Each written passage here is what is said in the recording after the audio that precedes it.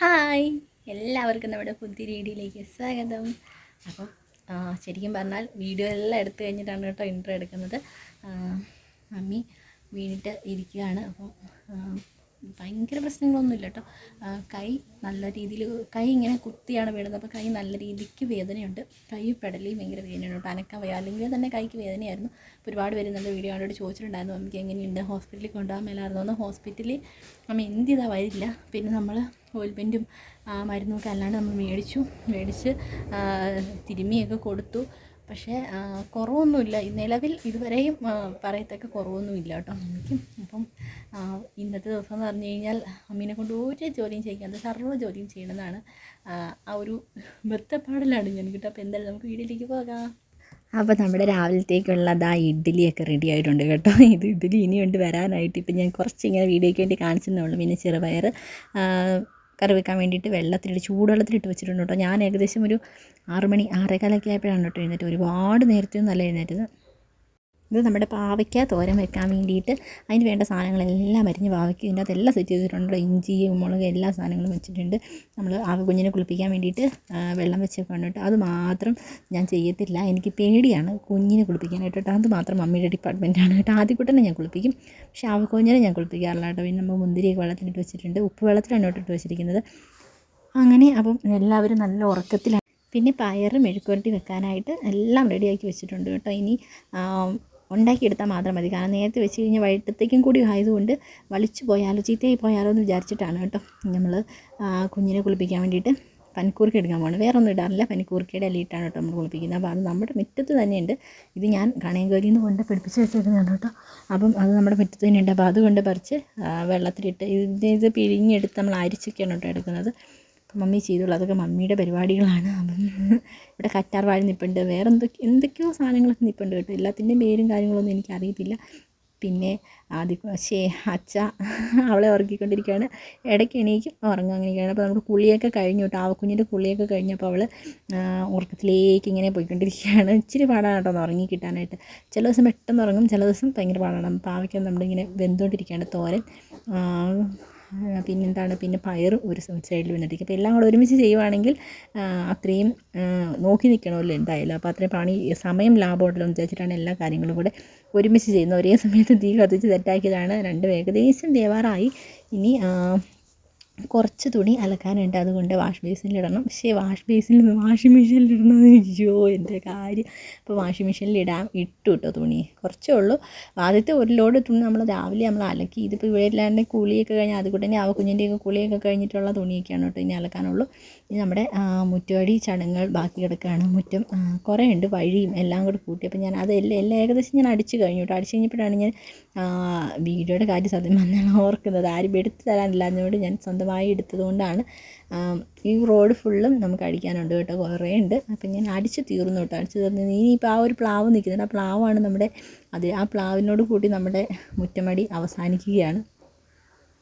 ഏറ്റവും പ്രധാനപ്പെട്ട ഒരു കാര്യം എന്ന് പറയുന്നത് വെള്ളം കുടിക്കുക എന്നുള്ളതാണ് കേട്ടോ. അത് പണ്ടൊക്കെ ക്ലാസ്സിൽ കുടിച്ചുകൊണ്ടിരുന്ന ഞാൻ ഇപ്പോൾ കപ്പിനകത്താണ് കുളിക്കുന്നത്. ഓരോ പുരോഗതി മാറിക്കൊണ്ടിരിക്കുകയാണല്ലോ. വെള്ളം കുടിക്കുക എന്നുള്ളത് അത് ഞാൻ നേരം വെളുത്ത് എഴുന്നേറ്റിട്ട് ഞാൻ തല പോലും ഇരിട്ടില്ല കേട്ടോ.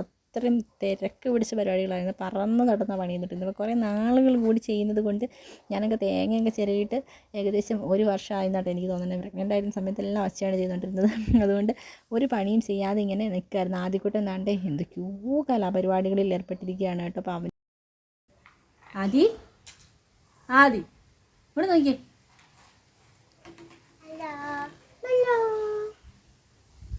മകൻ കഴിക്കണ്ടേ? മിറ്റിൽ ഒരുക്കി അങ്ങനത്തെ ഇത് ചെയ്യണം അല്ലേ? അപ്പം കഴിക്കണോ? വേണോ? കുളിച്ചോ കൊച്ച്? ആരെ കുളിപ്പിച്ചോ കൊച്ചിനെ? അന്ന് പറയുന്നത് എനിക്ക് ഇഷ്ടമില്ല.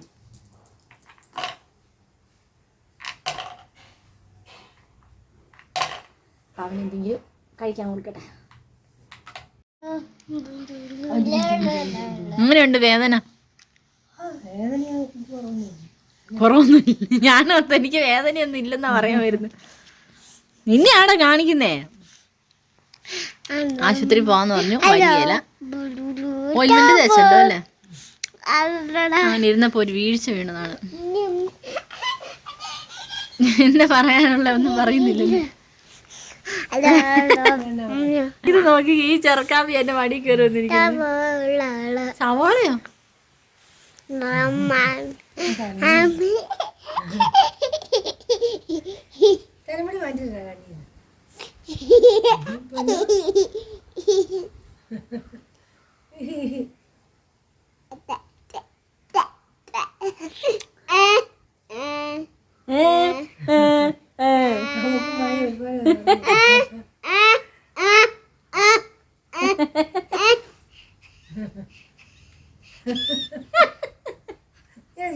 നീ എന്നാ വിസില് വിരിഞ്ഞു?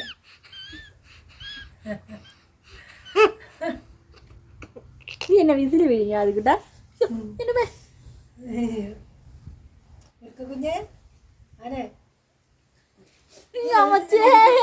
കൊല്ലുന്നേ.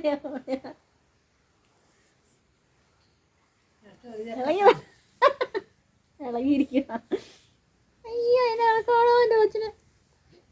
ഉടുപ്പെല്ലാം പോകുന്നു. അയ്യോ ഇപ്പൊ ഞാനും കൂടെ വീഴും. ഉടുപ്പൊന്നും കാണുന്നില്ല. ഉച്ച വരെയുള്ള ആദ്യകുട്ടൻ്റെ കലാപരിപാടികളെല്ലാം കഴിഞ്ഞിട്ട് അവനെ ഉറക്കാൻ വേണ്ടിയിട്ടുള്ള പരിപാടിയാണ് കേട്ടോ. കുറേ നേരമായി അവൻ തൊളയിൽ കിടക്കാൻ തുടങ്ങിയിട്ട് ഞാൻ മുറ്റത്തോടെ അങ്ങോട്ടും ഇങ്ങോട്ടും നോക്കണം. അപ്പോൾ ആരെങ്കിലും കണ്ടു കഴിയുമ്പോൾ അവൻ ഉറക്കത്തിൻ്റെ ആ ഒരു ഇത് മാറിപ്പോകും കേട്ടോ. പിന്നെയും തൊളയിൽ കിടക്കും, പിന്നെ കാ പൂച്ച എന്നൊക്കെ പറഞ്ഞുകൊണ്ടിരിക്കും കേട്ടോ. അങ്ങനെ പല തന്ത്രങ്ങളും ആയിട്ടും ഉറങ്ങാതിരിക്കാൻ വേണ്ടി. ഇപ്പോൾ ഉറക്കിയില്ല എന്നുണ്ടെങ്കിൽ അവൻ ഉച്ച കഴിഞ്ഞാൽ ഒന്നും കഴിക്കത്തില്ല കേട്ടോ. അതാണ് പ്രശ്നം. അപ്പം ഞാൻ എന്തായാലും അവനെ ഉറക്കാനുള്ള ഒരു സെറ്റപ്പ് നോക്കിക്കൊണ്ടിരിക്കുകയാണ്. മമ്മി ഉറക്കാൻ വേണ്ടിട്ട് അവൻ പോവുകയാണ്.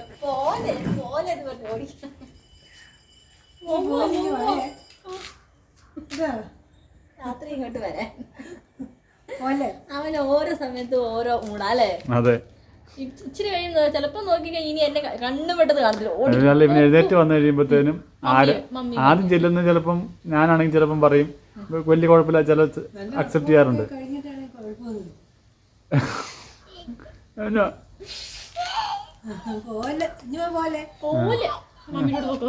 മമ്മി ഓർക്കും കൊച്ചിന്, മമ്മി ഓർക്കും കൊച്ചിന് പോലെ എന്റെ പെടലി തൂങ്ങി കിടക്കുന്നു, എന്റെ പെടലി തൂങ്ങി കിടക്കുന്ന കൊച്ച്.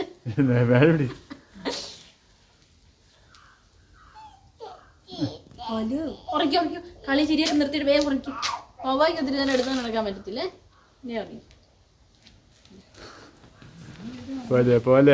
ഉറങ്ങി എന്റെ കൊച്ചു ഉറങ്ങി കേട്ടോ. കുഞ്ഞു കുഞ്ഞു ഉറങ്ങാൻ പോകുന്നതിന് ടാറ്റായോ? ഐസ് മിണ്ടാതെ ഐസ് ഭ്രാന്തനോടാ. ഐസ് ഞാൻ പറഞ്ഞോണ്ട് ഐസ്. മൂക്ക് ഏതാ? മൂക്ക്. കൈ ഏതാ? തല ഏതാ? ചെവി ഏതാ?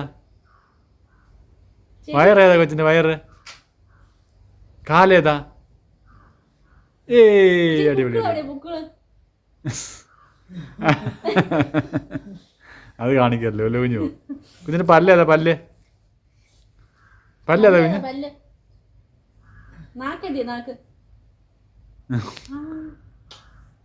ഉമ്മി ഉമ്മി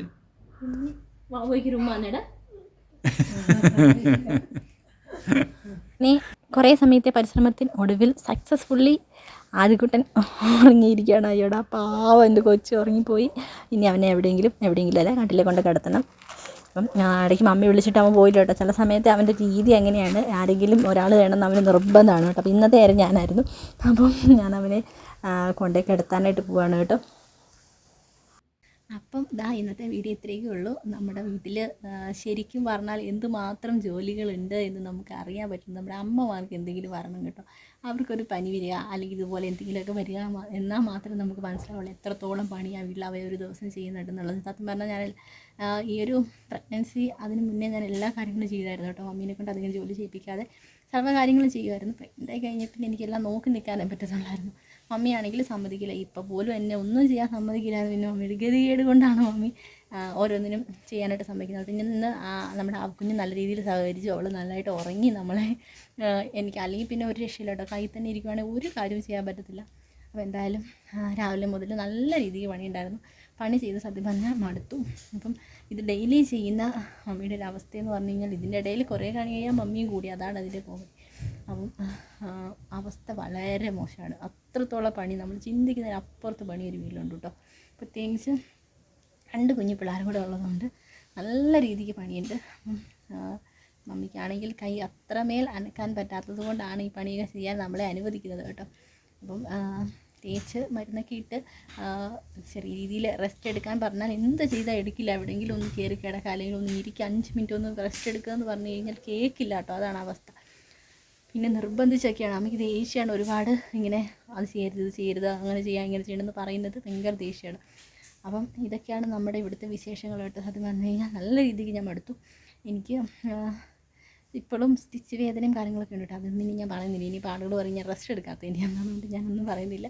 ഇപ്പം നമുക്ക് ഓരോ സാഹചര്യങ്ങൾക്കനുസരിച്ച് നമുക്ക് റെസ്റ്റും കാര്യങ്ങളൊക്കെ എടുക്കാൻ പറ്റത്തുള്ളൂ. അപ്പം റെസ്റ്റ് കുറേയൊക്കെ ഞാൻ എടുത്തിട്ടുണ്ട്. പിന്നെ നമുക്ക് ഇവരെല്ലാം കിടന്ന് കഷ്ടപ്പെടുന്ന കാണുമ്പോൾ എനിക്ക് നോക്കിയിരിക്കാനൊന്നും പറ്റത്തില്ല. അതുകൊണ്ട് ഞാൻ എന്നെ മറന്ന് ഞാൻ പണിയെടുക്കും. അങ്ങനെയൊക്കെയാണ് ഞാൻ. അപ്പോൾ എന്താ പറയുക, മമ്മിയുടെ വിശേഷങ്ങളൊക്കെ ഇതൊക്കെയാണ്. നിങ്ങൾ കണ്ടല്ലോ. അപ്പം എന്താ പറയുക, ഇന്നത്തെ പരിപാടികളൊക്കെ ഏകദേശം കഴിഞ്ഞു. ആദ്യക്കുട്ടിനെയൊക്കെ ഉറക്കി സെറ്റാക്കിയപ്പോൾ ഞാൻ വീഡിയോ എടുക്കാൻ വേണ്ടിയിട്ടാണ് സത്യം ഞാൻ ഡ്രസ്സ് മാറിയത്. അന്നേരമാണ് ഓർത്തത് വീഡിയോയ്ക്ക് ഇൻട്രോ എടുത്തില്ല, വീഡിയോയ്ക്ക് വൈൻഡപ്പ് എടുത്തില്ല. അപ്പം അത് കാര്യങ്ങളും കൂടി പറയാമെന്ന് വിചാരിച്ചിട്ട് വന്നതാണ്. വീഡിയോ സത്യം പറഞ്ഞു കഴിഞ്ഞാൽ പണി ചെയ്യുന്ന വീഡിയോ ഒന്നും എടുക്കാൻ പറ്റിയിട്ടില്ല. ഒന്നാമത്തെ കാര്യം ഫോണിൽ ചാർജില്ലായിരുന്നു, കറണ്ടും ഇല്ലായിരുന്നു കേട്ടോ. കറണ്ടും ഇല്ലായിരുന്നു. പിന്നെ എനിക്ക് എടുത്തു തരാനായിട്ട് ആളുമില്ല, എനിക്കെല്ലാം കൂടെ ചെയ്യാനായിട്ട് പറ്റുന്നുമില്ലായിരുന്നു. അച്ഛൻ എണീറ്റ് വരാൻ താമസിച്ചു. അപ്പോൾ അങ്ങനെയൊക്കെ ആയിരുന്നു കാര്യങ്ങൾ. നിങ്ങൾക്ക് എല്ലാവർക്കും വീഡിയോ ഇഷ്ടപ്പെട്ടു എന്ന് വിചാരിക്കണം. മമ്മീനെക്കുറിച്ച് അന്വേഷിച്ച് എല്ലാവർക്കും ഒരുപാട് സ്നേഹം. അത്രയ്ക്ക് ഇഷ്ടം ഉണ്ടായിട്ടാണെന്ന് എനിക്കറിയാം കേട്ടോ. അപ്പം ഇത്രയേ ഉള്ളൂ വീഡിയോ. അപ്പോൾ എല്ലാവർക്കും ടാറ്റ ബൈ ബൈ.